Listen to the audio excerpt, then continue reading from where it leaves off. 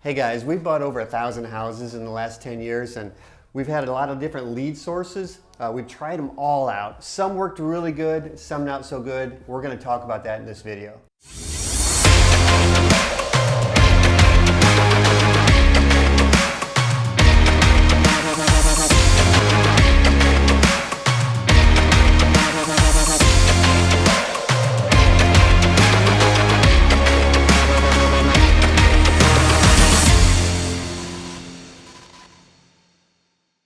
So no matter what your plans are, after you buy the house, you need to buy it at a discount. Whether you're going to fix it up and flip it and put it on the retail market, you're going to keep it as and rent it, keep it out whether through the BRRRR method or putting a certain percentage down. Regardless of what you're going to do with the property after you buy it, you need to buy it at a discount. In order to buy it at a discount, you need to get a lead flow that's bringing you good deals. Finding good motivated sellers, because that's really where you find the deals, is finding some seller that's motivated in some form or fashion, whether they have a personal issue going on or there's an issue with the house. Usually it's one of those two. And you need to get in front of that person, or you need to get in front of someone who has a connection with that person, connectors we call it. So we're going to cover all that in this video, but you need to either get in front of the homeowner that needs to get rid of the property at a discount, or you need to have a direct connection to that homeowner. We're going to talk about the best ways to do that. Let's jump right in. We are going to explain the free ways to get leads and buys, and then the paid versions, the paid ways to get directly in front of the sellers to get the leads and buys. So let's just start with the free. Let's go with what's some of the best ways that we come across free leads.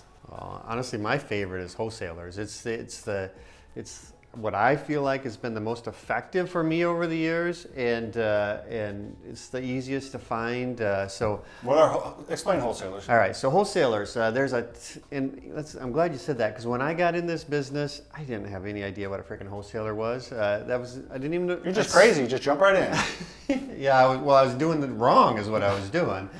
But then. What wholesalers are is there's guys out there that just love marketing to the deal, to motivated sellers, and they just love the deal. Prototypical, like a salesman type personality. Very much a sales guy. Yeah, exactly. And they love sales and they love marketing usually, and they're always looking for that next deal. But they don't want to rehab that house, and they don't want to keep it as a rental. They're just wanting to buy a good deal and sell that to either a landlord or a rehabber. And make a fee for doing that, and then move on to the next deal. And there's a couple ways they can do it, either by assigning that contract to that rehabber or landlord, or by doing a double close, where they go to the title company at close, and that same day they're buying it from the seller the same day that they're selling it to the rehabber or landlord. So it's double close because they're closing on it twice. They're closing on it to buy it and then to sell it in the same day. Instantaneously, pretty much at the same time. Yeah. Yeah. So wholesalers, they do a lot of different ways to come across deals themselves, which is great. You don't have to. That's one of the good news about dealing with them. You don't have to spend a bunch of time in marketing. You don't have to go out and meet a bunch of people. They bring the deal to you, and you want to be able to close quickly, give them a quick offer. You don't want to, when they bring you a deal, wait 5 days before you give them an offer. You want to give them a solid offer right away with as less contingencies as you can have in the deal, because that's what they want. Wholesalers want to know they can have a good cash. They're always looking to grow their cash buyers list. Yeah, it's absolutely right what you said there, Sam. Wholesalers just want to make their money and move on to their next deal. So if you can make it easy for them, they'll bring you deals. So let's talk a little bit about how to get a wholesaler to think about you, because there's tons of rehabbers and landlords out there wanting a deal. So if a wholesaler's got a deal, he's got something that people really want.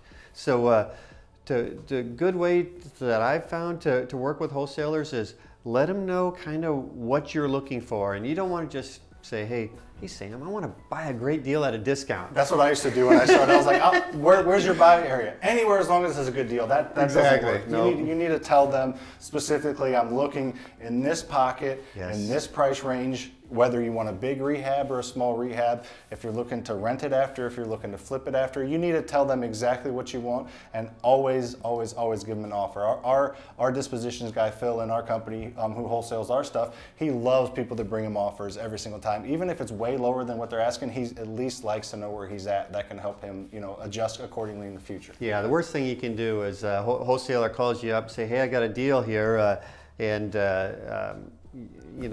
they give you a lockbox or something, and then they never hear back from you again. That's the worst thing. A wholesaler's never going to call you if you don't call them back. So Go over, when you hear from a wholesaler about a deal, go look at it, give them genuine feedback. If you can buy it at the price that they're marketing it as, buy it. If you need to be $5,000 below that, just tell them where you need to be. If they're $20,000 off, tell them that too. So that's what a wholesaler wants, is somebody that tells them, goes out and looks at the house, tells them what they'll be at, and then once they agree on a price, to fulfill the contract. Always close if you've agreed upon it. You Yeah. can ruin a relationship really fast if you have to back out for some reason. So what do you need to get really good at? You need to get really good at knowing when it's a deal for you or not, which typically means you know what the after repaired value is and what the rehab number is. You can calculate those quickly yourself, and you have your financing in place. So make a decision quickly, you got your financing in place, so you can write a firm contract and fulfill that deal. And there's a bunch of different ways to find wholesalers. Let's just cover one really quickly, and I think the best one, like I said, there's a ton of different ways, but the number one way for me to find wholesalers would be going on those online local real estate investment groups. Those are a bunch of people that either have contacts with other wholesalers, or they have deals themselves and they post them on the board. They're trying to build their buyers list. That's a great, you can go there on any, I'm actually a part of 100 of them around the country, and all people do is posting deals all day, every single day on them, about deals that they have under contract or trying to sign the contract. So, and just keep track of them. Build an Excel file or a Google Doc or whatever and just keep track of them, and then contact them all and let them know what you're looking for. So how do you find those Facebook groups, Sam? How do you find a good real estate investment Facebook group? Go to the top of your Facebook page, a little search bar in Facebook, and type in, we're in St. Louis, so St. Louis Real Estate Investment Club, or it's easy as that. If you're in Dallas, type in Dallas-Fort Worth Investment Club, or in Chicago, any city you're in there, if the population's over, if it's a decent sized city, any city there's going to be multiple. I just did it the other day, and I think I signed up for 60 or 70 of them, in an hour. So it's very easy to do. Yeah, I'd agree with that. That is the way to do it now.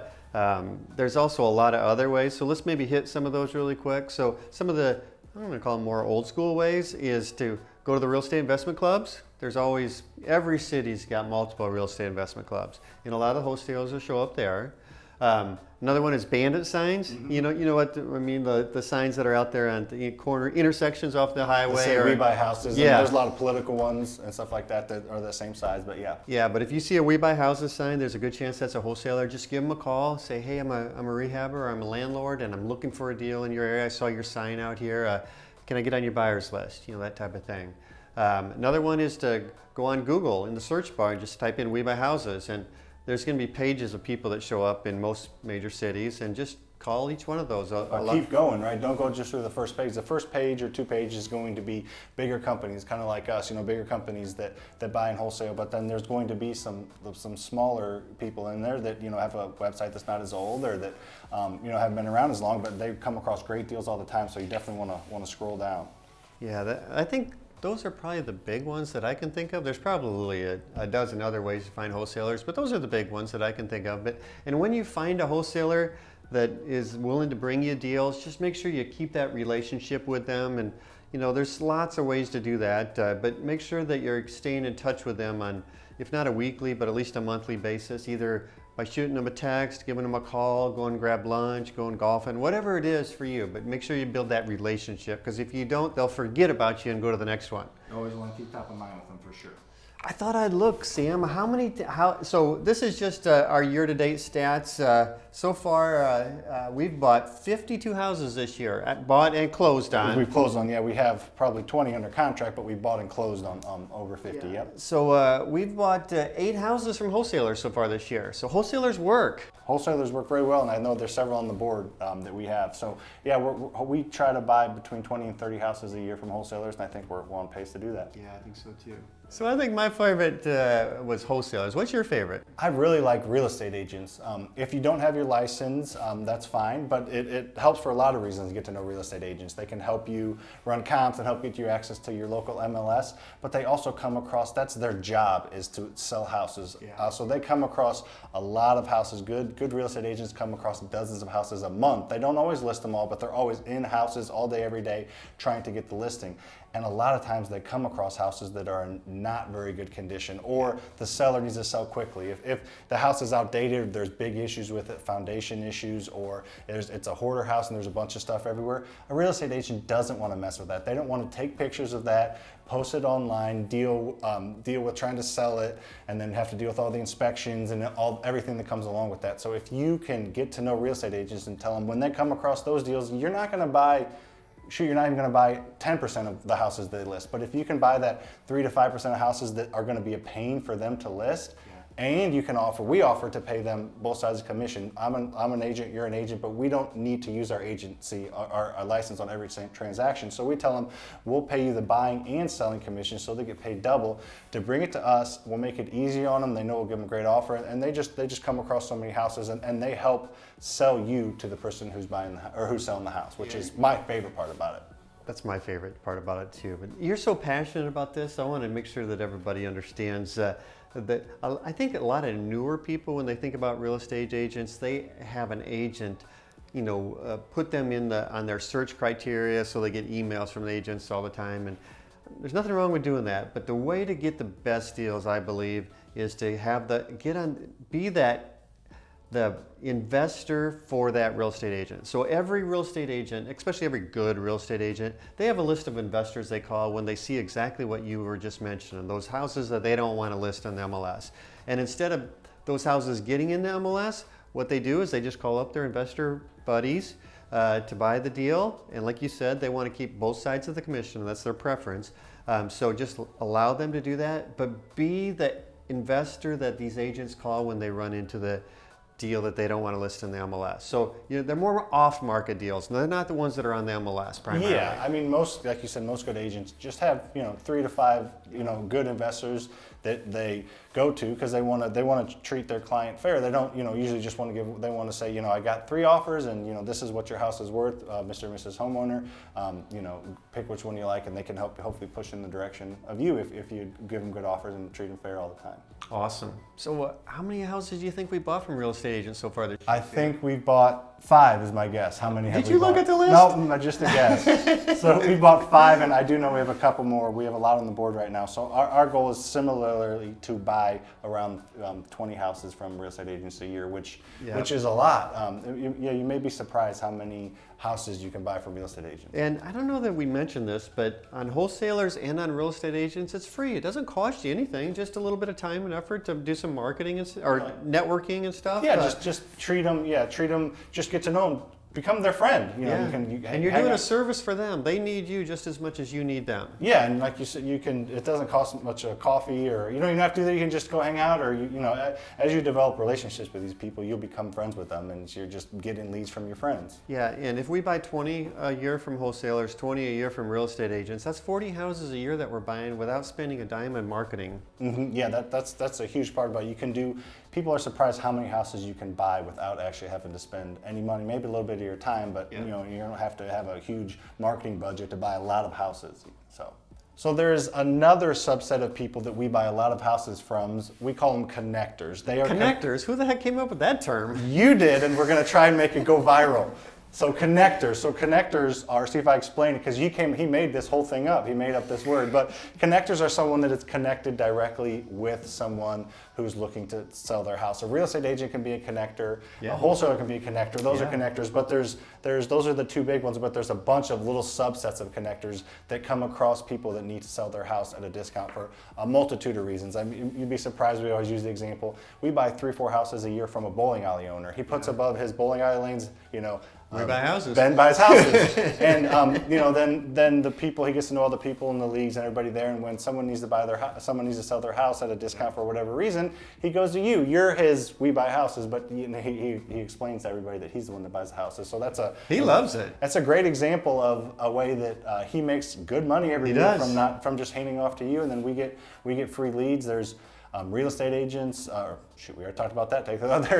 There's insurance agents as well as insurance agents. A lot of insurance agents have relationships with the family for many years. They were their insurance agent for your parents. They're your insurance agent. So they have long-term, lasting relationships with people. So they know when something happens because they're in their insurance agent, but they're just friends with the people. And if they need to sell their house quickly, they provide a service of bringing us in on it. Yeah, so just emphasizing what you're saying there, Sam, is an insurance agent that's got the insurance on that house. Quite often somebody's owned that house for many years, and then maybe they move into a senior center or they pass away and that house becomes vacant. Quite often insurance changes when a house becomes vacant, so anybody would want to let their insurance agent know that that house is vacant. And when that house becomes vacant, there's a good chance that it's going to sell. So that insurance agent can just connect you with their client. And a good insurance agent knows if that house has been updated because they have a relationship with that client. So or what they kind of want to do to sell it. So insurance agents can be a fantastic connector to bring you deals. Another one is mold remediators are a great one. Mold remediators are fantastic. I met this one mold remediator because me and Phil were golfing one day. We were at a realtor golfing event, and Philip cracks me up because we're driving around our golf cart, and another golf cart goes down the golf path the other direction, and he's got a sign on it that says he's with his business name, mold remediator. Philip turns his golf cart around. That's how valuable mold remediators are, because if somebody's got a house that's got mold in it, there's a good chance they're going to sell that house, and it's usually got mold in it because it sat vacant for a little while. Maybe the utilities weren't on, and there was a leak somewhere in a faucet or a roof or something like that. Those are awesome leads. So that kind of is a segue into our next lead source, but I'm gonna segue into it and finish out the mold remediator. All right. So lots of times, happens way more often than you'd think. There's an elderly person living in the house and they can't use stairs, and then there's a leak in the basement from a pipe upstairs that they didn't know about for months, months upon months, and then someone goes downstairs or something happens and they have to go downstairs and they see that there's mold everywhere because they had no idea it was there. So that happens all the time. You'd be surprised how many times that happens. So that also leads into the kind of the senior networking that we get by a lot of houses from. Those are people that the prototypical lead is, Mom passed away 10 years ago. Dad's been living in the house for the last 10 years. We got to move him into a senior care facility. The house hasn't been updated in 40 years. It's kind of got let go since Mom passed away and Dad's getting older. And wasn't a priority to keep it updated.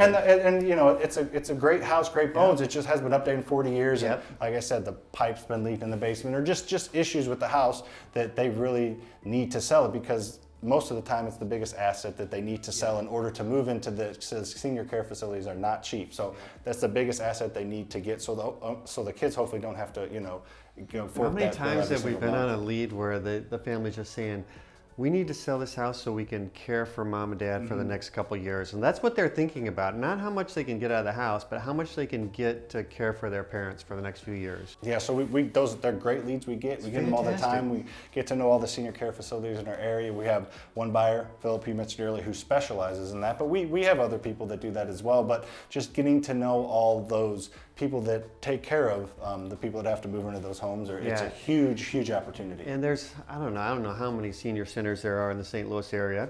I bet there's 50, 100, yeah, I don't know. I think there's over 100. And every one of those has a marketing person that's job is to essentially recruit this. Yeah, exactly. Fill that place up. And so they know everybody that's moving in, and they know their financial status of everybody moving in, and they know if they have a house that they need to sell. So that's a great lead source for you. And the other one is a social worker. So if somebody's been in the senior center for a while, a lot of times people will hold on to that house because they don't want to sell Mom or Dad's house. A lot of the times the kids, even if the house is sitting vacant, they just don't have the heart to sell that house. But when they've been in the senior center for a while, sometimes they start to run out of money. And the only thing they have left is the house. So they'll sell the house at that point. And honestly, the social worker is the one that usually calls us on that, because they need to sell that house in order to get on a Medicaid bed. So anyway, getting into the weeds a little bit, but senior centers are awesome lead sources. And gosh, all these connectors we're talking about, they're free again. All these are free. Yeah, all these are free, and you don't have to do anything but develop relationship. And if you like doing what you do like we do, it's fun to get to know these people and to talk. I enjoy it. It's a great I time. love hanging out with Ben. There you go, Ben, the bowling alley owner. And there's so many more connectors. There's elder law attorneys, there's divorce attorneys. We can just go on and on. Who can connect you? Who do you know that connect you to somebody that has a house that they might need to sell? How about a lot of the cities, they have inspectors, and get to know the inspectors. It's great if you're doing rehabs or doing rentals in the area. You want to get to know the inspectors anyway. A lot of times they'll be able to tell you this house has been an issue house, this house has been vacant, this house has a lien on it for grass cutting or something. They know the reason they have that job is because they want to make that specific municipality better. A lot of them take it very seriously. They want to make that area better. So if you get to know them and you put out a good product, why wouldn't they tell you, hey, this house up the road has had issues, go knock on the door, see if you can buy it or whatever, or tell you if if it's vacant. There's lots of different ways to find vacant houses, but that's one way right there. Yeah, awesome. There's so many connectors. I love connectors. Another great way to get to know people and get to know actually everybody in the industry, get to know contractors and different real estate agents and insurance agents and a bunch of different people is to go to the local meetups. We have one in our St. Louis area. Every single town has a local real estate meetup in there. You can find them by searching them, just Googling them, or going to Facebook like we talked about earlier and searching them. A meetup, yeah, or go to Meetup, yep. There you go, the name of it. Or go to Meetup in your local area. So that's a great way to get to know other investors and rehabbers, which is the next one we want to talk about here quickly, is a lot of investors, or actually pretty much all investors, don't have unlimited funds. Sometimes they just like to rehab in a specific area, but they come across deals that aren't in their specific area, and rather than just not run them down, they could potentially hand them off to you for a fee or a certain percentage of the profit or whatever. So getting to go to these local meetups is a great way, but just in general, getting to know other investors and rehabbers come across a lot of different deals that they don't take down every single deal they come across, I promise that. So getting to know them, they can bring you those deals. Totally agree. You never know when an investor is going to run across a deal that's just not the right deal for them, but they want to make a few bucks on it and move it to somebody else. Yep. Or maybe just help somebody. Yeah, that happens all the time. Yep. We just went over a bunch of different ways to come across free leads and free buys. Love free stuff. That's awesome. So why would you want to veer away from that, Brian? Why would you not want to always get free leads? What is the advantage of paying for leads and paying for buys? I guess the biggest one is you get direct to the seller. So the discount, there's not a middleman that's getting some type of markup. Like Yes. the agent, you're paying double commission, the wholesaler is marking it up. You're getting it directly from that person. I will say the best deals that I've ever gotten was when I was dealing directly with the seller and I didn't have a middleman in the middle. So yeah. And in order to get those super valuable leads, you usually have to pay for them. Yeah, you're usually marketing, and there's so many different ways to market. So Yeah, should we, let's dig into. Let's cover all the different ways we market and talk about What's your favorite one? My favorite one is our website. Our website brings in a lot of different leads through SEO, which is search engine optimization. For those of you who don't know what that is, if you live in Wisconsin or Milwaukee, someone says, sell my house fast, and they're in the Milwaukee area, and the names that pop up are a bunch of websites that people have spent a lot of time either going through the Google algorithm and making sure that they are an authority, that Google sees that they are an actual good company, they're Better Business accredited, all that kind of stuff. So when someone types in "sell my house fast," whether you know it or not, somebody spent a lot of time so their name pops up first on the Google, going through, not the AdWords, we'll talk about underneath the AdWords, we'll get into that in a second, but on the search engine, just underneath that, people spend a lot of time and money making sure their website pops up near the top, because usually if someone needs to sell their house fast, they're going to type that in, they're going to take the top 3 or 4 that go up, write the numbers down and call them. They're not going to call 30 of them, so you want to be on that first page. The top of that first page is extremely valuable spot to be, and that is our number one lead source and number one buy source. I don't know what's the number. We've bought 12 houses this year from that. I know we have a few more that we're getting ready to close on soon. That should be our number one lead source and buy source this year. Hopefully we'll buy about 30 houses just from our website being up there near the top of the search ranks. Yeah, and the biggest reason, there's lots of reasons I love SEO, but one of the biggest reasons I love SEO is if they're going to Google and searching "sell my house fast" or "sell my house as is" or "we houses" or whatever it is, they're doing that because they want to sell their house right now. They're motivated, yes. You're not reaching out to them. They're not calling a real estate agent, and they're not thinking, well, next year I want to sell my house. They're saying, I want to sell my house right now. Yeah. So that's a motivated seller. That's why it's our number one lead source. It's extremely motivated. And it takes time to have a page rank. You know, our company's been around, you started this company in 2002, so Faster House has been around a long time. That's part of the reason why we show up first in a lot of different rankings. It helps, for sure. There's a lot of different things you can do. You can outsource and hire. There's a lot of really, really good SEO companies that will create a website for you, and they'll do all the back end work for you. What do you do to make our site rank so good? We do a lot of different things. We follow all the Google rules, and every time they come up with an update, we do our best to try and figure out what the update is, what they're pushing more. Is it backlinks this time, or is it more about authority? What is the reason why they're ranking high and they're making their changes? But another thing is we do a lot of like a blog post. We'll write I'll write, or we'll have someone write a blog post about selling your house with a real estate agent versus selling your house to an investor, and we'll just do a bunch of different work to it, and always updating it, always putting a lot of call to actions.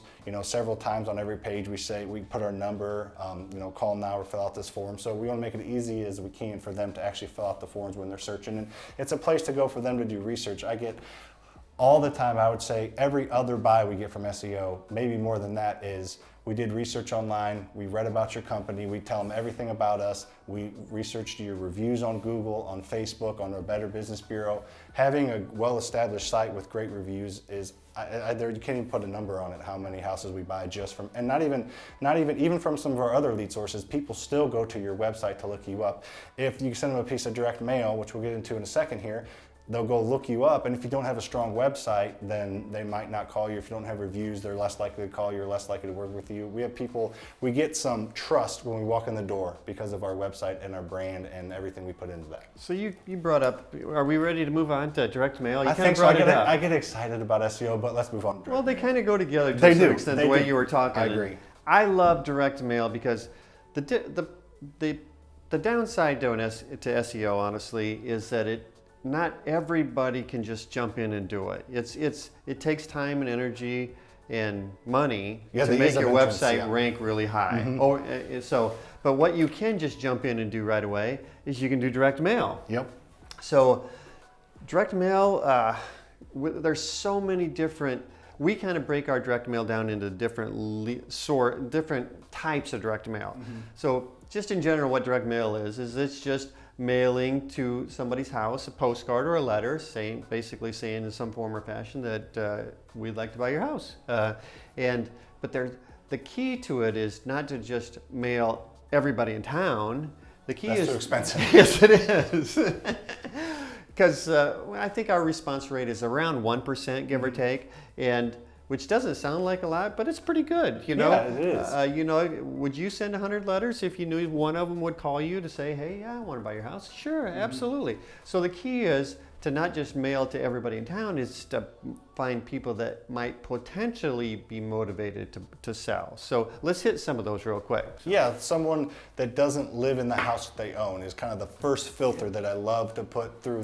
We'll talk about equity and a few different things, but if someone owns multiple houses, the house, it's an absentee owner is what it's called. Either they have a couple different houses just, because they inherited one, or because they have rentals, or there's multiple different reasons why someone owns more than one house. Sometimes they lived in the house and they got transferred and they just rented the house out. Yeah, and then it became vacant a couple years later. There's a ton of different, that is the number one thing I like to search for is an absentee owner. I love absentee owners and too. And then another great one is the equity. We like to get at least 30 to 40% equity in a property. If someone owes what it's worth, they're probably not going to sell it to you at a discount. And if they do, they have to bring money to the table. They're probably not going to sell it to you at a discount. Not that it never happens, but it doesn't happen often. Every couple of years maybe, so exactly. not very often. But yeah, someone who has some equity in the property, which would be the reason that you would dig into that equity by getting it at a discount. So absentee owner is one great one. Equity one is a great one too. When we do an equity mailing, it's somebody that's lived in a house for at least 20 years, mm-hmm. and they have a lot of equity in the house, or they own it free and clear. And all these lists that we're talking about, you can buy them. There's companies out there that sell you lists of names of people that own names and addresses and stuff of people that own houses in all these different categories. So yeah, a couple of them, they're just so you can look them up. There's List Source is a good one, PropStream's a good one, RealFlow's a good one. Those are ones we have subscriptions to all three of those that I use to stack different lists and try and get motivated sellers. There's a bunch of, like we talked about, the great thing is to look for an absentee owner that has high equity. If you kind of stack these lists and get people that have more of these either advantages to you or potential pain points, you can look up people with liens on their property. You can look at people that just got divorced, going through bankruptcy, going for pre-foreclosure. So you can, like Brian said earlier, you don't just want to mail a zip code, but you have a zip code you really like, and you can stack 3 or 4 different of these kind of reasons. Motivations, yeah. If you can stack 3 or 4 of these motivations, then you're probably, a zip code will have, I don't even know, 100,000 people in it. You probably stack that down to, stacking 3, 4 to, mailing 1,500 or 2,000, and those people are more likely to sell and more likely to call you. So your response rate, the more you stack them like that, your response rate can hopefully go up above that 1%. Is our goal is to try to get above the 1%. Yeah, so indirect mail, absentee owners is one of our favorites. High equity is one of our favorites. Another one of our favorites is probate. A lot of people mail probate. Probate is somebody that's passed away recently. One of the great things about probate is when they open probate, it says right there who the personal rep for the state is. So you can mail to the person that you know is responsible to sell that house. So what probate is, just to kind of break it down, is when someone passes away, every single time the house has, or their whole trust, if they don't have a trust, the house, all their belongings, everything has to go through probate.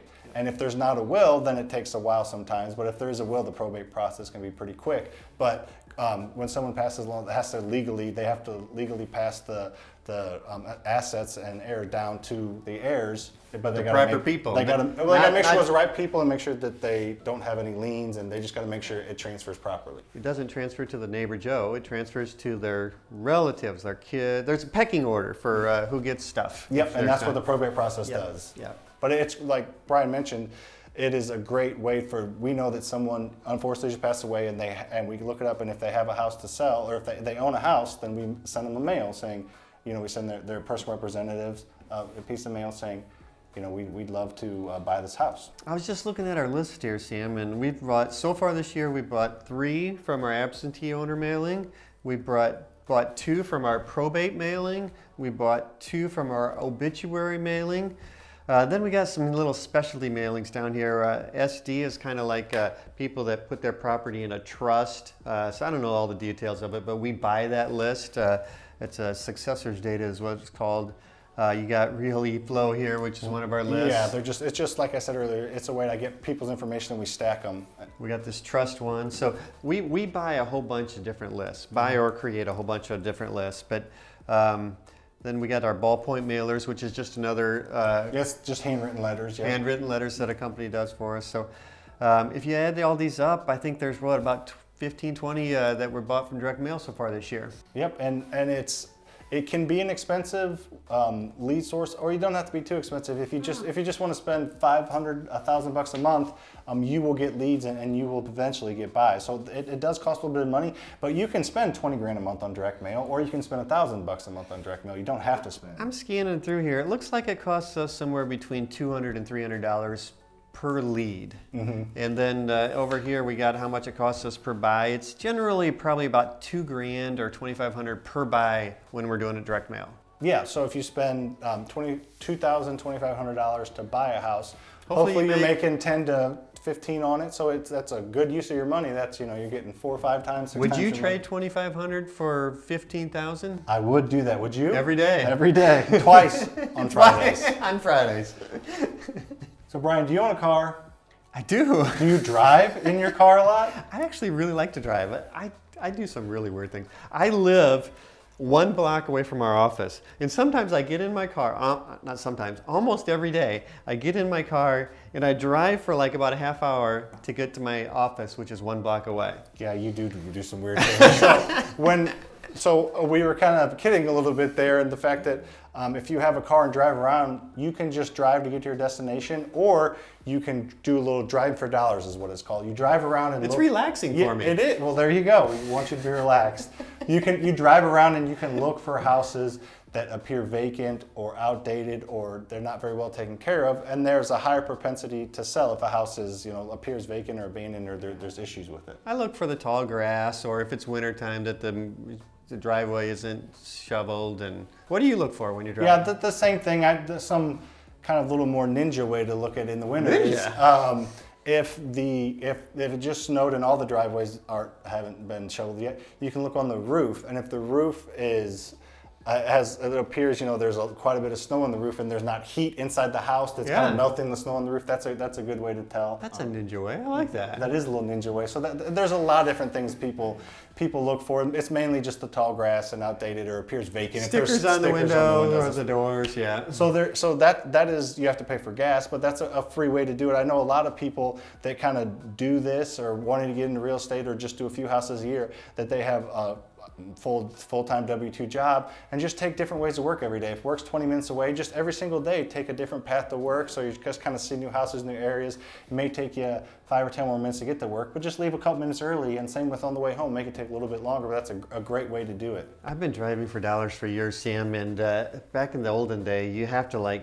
write down the address and come back to the office and put it in a spreadsheet. It was kind of a pain in the ass. I used to do it anyway, but it's so easy now. Yeah, the technology is crazy, Brian. I love technology. But there's a bunch of different apps you can use. Our favorite app that we use is the Deal Machine app. It's just an app you download. You can buy different levels of memberships, but you drive around, it tracks you where you're going. You click a button on, if you're driving by a house and you see that it's vacant, you click a button on it, and then it pulls up the information, who owns it, pulls up some mortgage information, just some general public data. How do they know all that stuff? Just ninjas. Just ninjas? Technology ninjas. So they go on there and you can just see some information on it, and then you can also mail inside that app. It's crazy. For 49 cents, which is a good price per postcard, you can set it to, we have it to every 21 days we send them a mail. So we have 4 full-time buyers. We tell them every single appointment they go on, they need to drive around the area just to get a feel for the area, so they know how to run comparables and run to see what the house is going to be worth and just know how nice the neighborhood is. But as they're doing that, look for abandoned houses. Just have the app up and click on a few of them, and then you can send them a letter directly from there. You can hit send letter. You can call them. You can skip trace them and find out their information. Oh, I love it. One of our buyers just goes and knocks on the door. If it appears like there's somebody living there and there's stickers on the door or it's not well taken care of, he just goes, knocks on the door and asks, hey, tells him what he's there for and if you're interested in selling your house or not. And so there's a lot of different ways to do it, but the technology, that app, makes it a lot easier. Do you think he's ever gotten punched in the face or He's not? a pretty big guy, so I would think no, but you never know. That'd be an interesting story. We'll do a video on it if that does happen. We'll ask him. So we talked a little bit earlier about abandoned signs. That's a wholesaler that puts that sign up that says, look, sell your house, or I buy houses, or I whatever. see those things everywhere. Yes, so a good way to get leads is you put them out yourselves. I know a lot of people that will buy 100 signs and go on a weekend and put them out. They get taken down. Some of them get taken down pretty quickly, either by people who don't like them there, or local municipalities may not. The sign police? The sign police may not like them. And if you put, you can put a Google number. I know somebody that puts up a whole bunch of signs, and he knows where the sign police take them. So when the sign police take them down, he goes and grabs them out of that dumpster. There you go. I love it. That's funny. So you can get a Google number for inexpensive or free if you have a Gmail account. You can so you're not putting out your cell phone for all the world to see. And I do know a local wholesaler. She said that sometimes the police will call the sign, or if it really ticks them off for some reason, calls and says hey, you put up the sign. You can just say, the competition put it up to mess with me. That I didn't put it up. They don't. Does that work? Yeah, it says work for her. She said it's worked for her. So there's the competition put it up for her. Just to mess with me, try to get me in trouble. I would never do that, Mr. Officer, kind of thing. But right. But yeah, abandoned signs they're a tried and true way. They do work. I see them, and people see them, and I recognize them, and so it's a good way to do it. Not everybody wants to do that and mess with that, but it is definitely a very pretty inexpensive way to come across deals. They are effective. There's no doubt about that. The potential downside is that they are illegal in a lot of municipalities. So you just got to know if it's illegal in your municipality and or what the rules are, and try to play by the rules. I always recommend playing by the rules, but I always like to know what the rules are and play the game. You can bend accordingly. them a little bit. Just got to play Just a by little. them. Yeah. In a large part of our area, they are legal from 5 p.m. on Friday until like Sunday night. So I know a lot of people put them out over the weekend and pull them back in, but some people just put them out and then they get taken. But anyway, bandit signs work. Just got to make sure you know and understand the rules of the municipality and abide by the rules. Yep. All right, so let's kind of round out some of this online way to reach people online. We talked a little bit earlier about SEO, search engine optimization on Google. Like I said, you want to be on that first page, but above where all the search engine, where all they spit out is advertising. You can pay AdWords. You can pay to be up there. It can potentially be expensive. You know, we've been on and off. We've used it, it's worked, and then it hasn't worked for a while. We haven't used it, so we kind of go back and forth on it. But it can get pretty expensive because a lot of people are bidding for those different words. It's a bidding system. You got to be the highest bidder, and then they'll put your name up there. So it costs a little bit of money. But just like I think this is just like everywhere else. If you're really good at it, you really got a skill set there, it's probably really effective. But if you don't, it can be very costly. And you got to. I feel like you have to put some good money behind it. You can't. Some of these other paid advertisers, you can just dip your toe in and just spend a little bit of money. I don't personally think Google AdWords can be effective unless you're putting a good chunk of change behind it every month. Yeah, and I would say, and I honestly don't know this, in our area, it's competitive. We have a lot of competition, so the AdWords price gets bid up pretty high. But let's say you're in more of a rural area or an area that doesn't have as much competition. I could see where it could be very effective there. Point. Good point, Brian. I came up with a good You point. did, first one. No, that's a great point. There's a lot of areas it probably does work, and a lot of it has to do with the competition for sure. Yeah, and then when you're doing Google AdWords, you're searching on a phrase like a popular one is "We buy houses" or "Sell my house as is." Those are probably going to be expensive in a populated area, but maybe there's a longer phrase like, I don't know, we buy houses, and maybe there's a specific small town in a big metro area, like we live in St. Charles, in St. Louis area, I think there's like 90 different cities, so maybe you pick one of the smaller, less well-known cities. I don't know, we've tried a lot of different things. We actually decided to kill AdWords because it was costing us almost as much to buy in a marketing fee to buy it as we were making on the houses. Yeah, our return, our ROI was, Break spend even. $1, make $1. So it didn't make a ton of sense. We thought we could spend our money elsewhere, which we have, to try to get a little more effective. Another online vehicle that we really like to be on is Facebook. Everybody's on Facebook all day, every day, pretty much. The age range, my grandma's on Facebook, my grandpa's on Facebook. It seems like Facebook is the social media company for real estate. Yeah, it is. So we at least now. Maybe it'll change in a year or two. But. Well, yeah, but Facebook's got a pretty strong foothold in everybody's lives all day, every day. So I feel like that's the number one place to go, and will be for a while.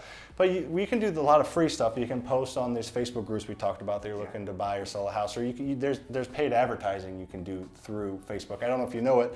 Next time you're on your phone, scroll down. Every fifth posting is an ad. Wow, I didn't even know that. So you scroll through it, and every fifth posting is an ad. So there are a bunch of them on there. They do a good job of kind of making them blend in with what's going on, and that's obviously one of the ways they make a lot of their money. But we create ads, and it kind of helps all of our different marketing. We send someone a direct mail piece. Now, this may not be doable for everybody that doesn't have a bigger budget, but we send them a direct mail piece, and then we also target them on Facebook. So they're kind of seeing us on their Facebook as they're scrolling through. They see our company name, and then maybe they get a piece of mail from us too. So it kind of hits them from different angles. So when they have the event that they need to sell their house for whatever reason, they think of us first, or at least near the top. Yeah. That's a great way to say that, Sam, is Facebook and our direct mail and our website all work together synergistically. But I think there's some people I know that do pretty good with just their posts, doing posts that, we buy houses, or just out to their friend group or whatever. Do you know anybody that's doing that very well? Yeah, I think it's a great thing. You can go on like your local marketplace, and sometimes, or maybe your local We Buy, or buy, sell, trade, whatever your local group is. There's a lot of those that you can put, hey, I'm looking to buy another house this month. Do you have any houses that you're looking to sell as is for whatever reason, sometimes the administrator or whatever will kick it out, but at least some people see it. Sometimes they'll leave it on there, but that's a great way to do it. Or just in general, if you're looking to buy houses, you need to tell people you're looking to buy houses. That's one way Whether to it's a tell paid them. version or free, you need to tell people. So posting on your wall regularly is a great thing to do. I'm looking to buy an extra house this month. You don't need to flood your whole wall with it, but every week or every I feel like every week or two I see somebody in my feed that is doing that, so it seems to work. Yeah, I think it does. So I know there's a lot of people that are doing really well with there's three that are kind of similar to me. That's outbound calling, it's the text blast, and the ringless voicemails. It's kind of like digital direct mail almost. Yeah, it is, and there's some people that are doing really well with it, but then there's also some legalities around it, whether it's legal or not. I know there's a ton of people doing it, and I've never heard of anybody going to jail for it. No, I don't. I've heard of people getting sued for it, but never anyone going to jail. It's something we honestly don't mess with. We don't have much experience in it. We don't have much experience. I know some people that do a lot of it. The ringless voicemail, the RVMs you talked about. You're dropping a voicemail in somebody's voicemail box that they listen to, and so obviously they're going to listen to it. So it's a great way to get their attention and listen. I've heard several people that say it's 100% illegal, but you're not going to go to jail over it. Maybe you'll get sued, maybe not. I always hear the analogy that if it was legal, then Amazon would be doing it, Walmart would be doing it. All these companies, these big companies, well, they have a lot to lose, so they could potentially get sued, lose a lot of money. People that just do it, like companies like ours are smaller. They don't, they're not as worried about getting sued or getting in trouble. And I think what we're talking about here is doing it in bulk. Like You're just right. blasting out a ton of phone calls or voicemails. Clicking a button and 1,000 voicemails goes out. Exactly. That's the part. Yeah. Exactly. There's definitely real estate investors that are doing it. We aren't, so we don't have experience in it. But we wanted to share that we know that there's people that are doing it and having success with it. It's just we've chosen not to do it because I don't know. Yeah, seems like being in the gray area. Yeah, gray area. Yeah, like you said, no one's going to jail over it. You're not doing something super legal. And then the text messages is one that I think we've kind of looked into. We may do in the future, not the mass one where it goes out a computer sending it, but there are programs. Lead Sherpa is one of them where they just send one at a time. It's legal if someone opts out. So they figured out a legal way to. A legal way. So there's legal ways to do some of the stuff. Yeah. Then the outbound calling is 100% legal if you deal with a company that doesn't call the do not call list. They're just calling these people. You may deal with ticked off people. I know people that do it themselves from their cell phone, and then there's also companies out there that do. Yeah, and if you're doing it for yourself from your cell phone, I don't think there's anything wrong with No, that. no, and it takes a lot of time, and you are going to get yelled at. And with all three of these methods, you do get in front of so many people that you do piss some people off. So if you don't have thick skin, or you're not willing to get yelled at, or take a little bit of criticism, then it might not be the best strategy for you. But if that doesn't bug you, it's a great, very, very inexpensive ways. You got to buy their numbers. You got to do that through the different sources. But after you do that, it's a pretty inexpensive way to come across good leads. Another thing that we haven't really ever done, but we've thought about doing, is the radio ads or the TV ads. I know there's people that are doing it that are having success with it. I really don't know if it's cost effective. It must be if they continue to do it. But do you know anything about?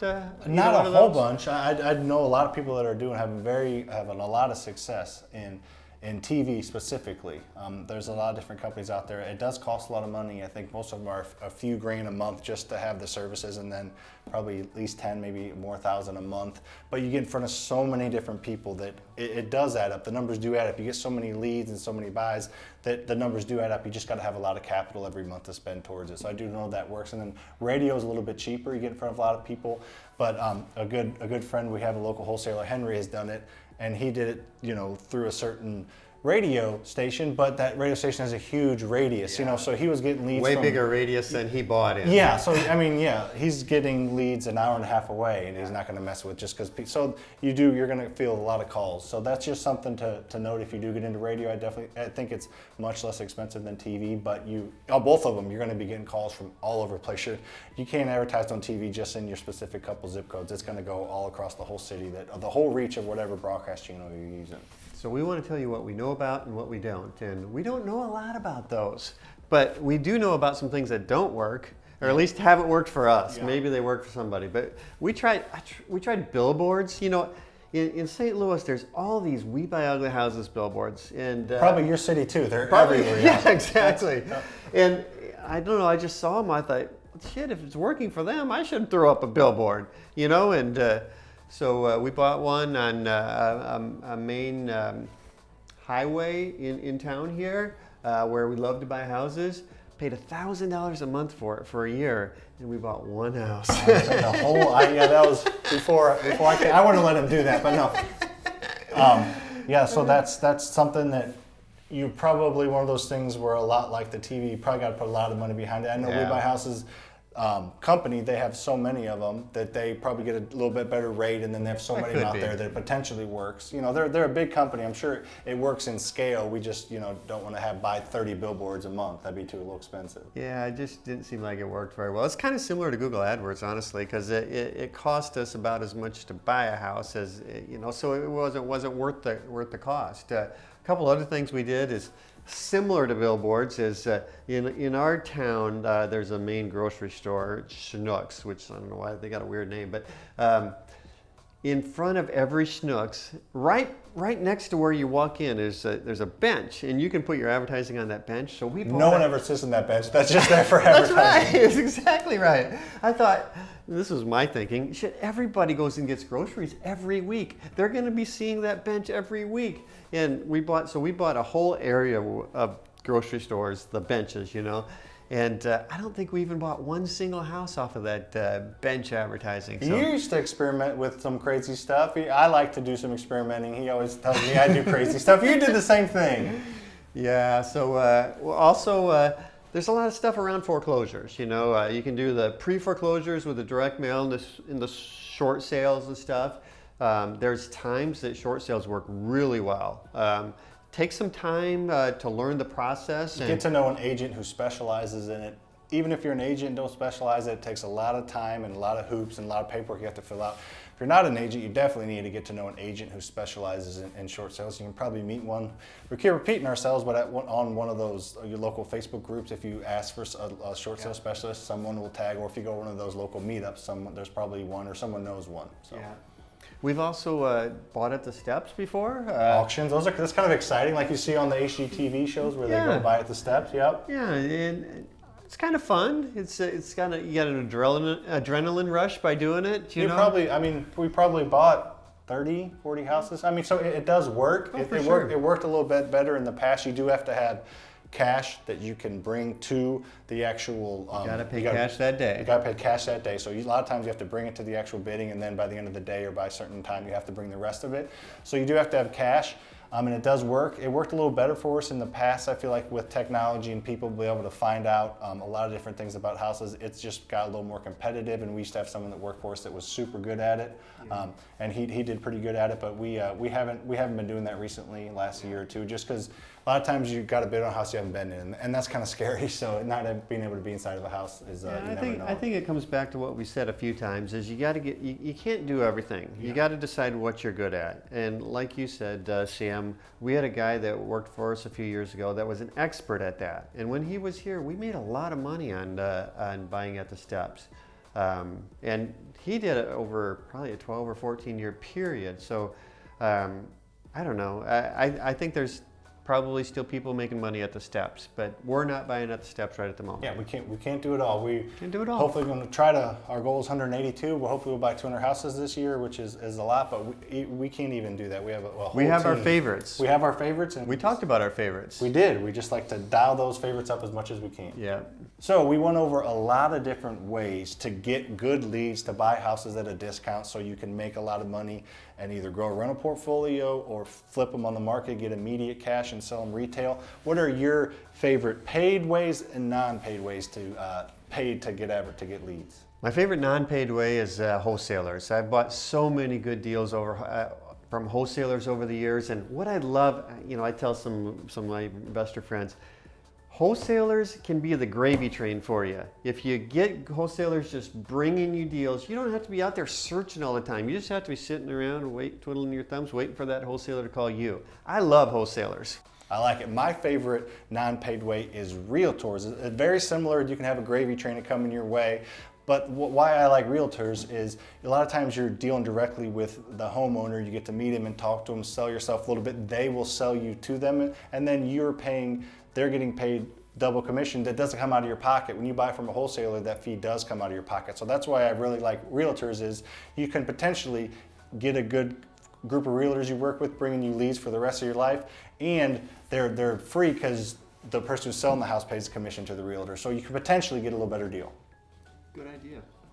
Paid ways. What's your favorite paid way? My favorite paid way is SEO, search our website. We do a lot of different, we use Facebook ads and direct mail, a lot of different ways to push people to our website, but it's something that we spend a lot of time internally on building, and it is the reason we buy a lot of houses. Even if they don't go directly to our website and call us directly from our website, they search our website after they get our direct mail. They do a lot of different things. So building a good, solid website takes some time. You can hire it out, and you can get pretty good SEO results and get a pretty good website built that gets traction in less than a year, but you're not going to overnight, you're not going to put a website that people are going to go to. But my favorite is having a really, really strong website that complements all your other lead strategies. I love our website, but I love direct mail even more because you can just start it today and start getting calls tomorrow or next week because it just goes so fast. You don't have to spend so much time building something.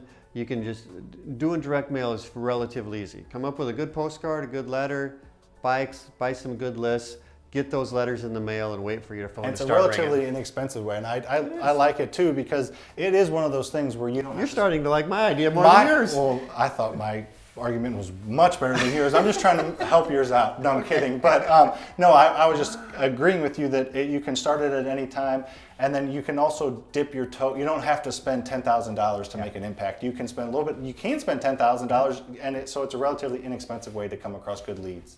That's pretty tried and true too. Yeah. As long as you're following a process, it's fairly consistent statistics. So those are what, our four favorite ways to do it. And you can buy a lot of houses from those four. So pick four that are awesome for you or one or two, but just pick the ones that you think are the most awesome for you because everybody's different and get to work. So if you've gotten anything out of this video, we do encourage you to go to the Hopefully they got something out of the video. yeah, we covered a lot in this video. So because you got something out of this video, is that better? We'd encourage you to go to the link in the description below, and I'll tell it to you now as well. It's www.fasterfreedom.com/events. We enjoy helping people build wealth through real estate. It's a passion of both of ours. We have a couple different ways we're doing that currently. One is a one-day boot camp where we meet in person. We go over a 10-course series that we teach you how to build a rental portfolio to create financial freedom through real estate. Cash flow creation boot camp. Cash flow creation boot camp. And then the other way is an online course, an online webinar that we do live every Wednesday. And we teach the same 10 topics, but it's more of an online, we do it live so people can interact and ask questions. And it's a 10-week course where we go over everything we know about building a rental portfolio. We have over 250 doors between us. We collect over $200,000 a month in rent, and our portfolio is creeping up towards $25 million in market value. So we know a lot about building a rental portfolio. It's a passion of ours. There's just so much strength in it. We want to help as many people as we can get that same. Whether if you don't want to own 250 houses, that's fine. But if you want to own 25 really good ones or 10 really good ones and just retire early or quit your job and make this your full-time thing is working for yourself in real estate, we help people every single day achieve those dreams and those goals, and we really want to help you. So go to that link in the description. It's fasterfreedom.com/events, so you can find out a little bit more about there.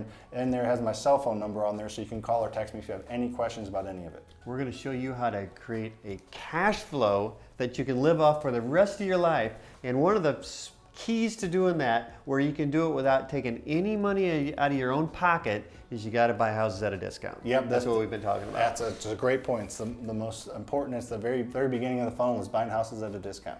We look forward to hearing from you.